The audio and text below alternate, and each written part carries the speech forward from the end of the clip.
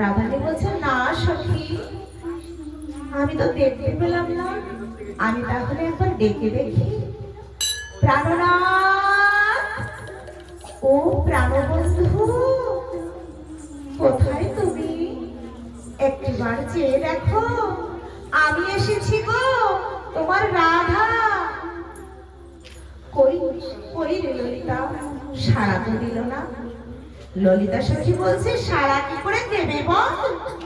পরাণ বন্ধু তো মুরলী ধ্বনি করে ডেকেছে সেই কখন, আর আমরা এতক্ষণ পরে এলাম। বলি, এত দেরি করে এলি কি আর গোবিন্দ দর্শন মেলে রে?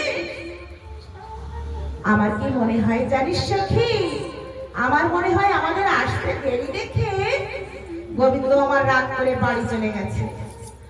রাধারানী বলছে, কি বললি সখী, গোবিন্দ রাগ করে বাড়ি চলে গেল? ও, রাগ বুঝি শুধু ওনারই আছে, আমার বুঝি কোনো রাগ নেই?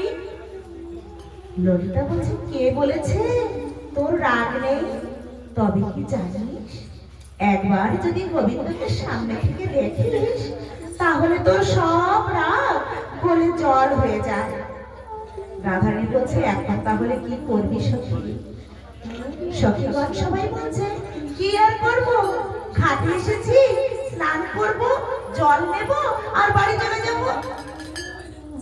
রাধারানী বলছে, এই সখী, আমি কি বলি জানিস, বন্ধু দর্শন হয় হোক, না হয় না হোক, আমরা যমুনার ঘাটে এসেছি, আমরা এক কাজ করি, আমাদের দেহের বসনটা পরিষ্কার করে নিই।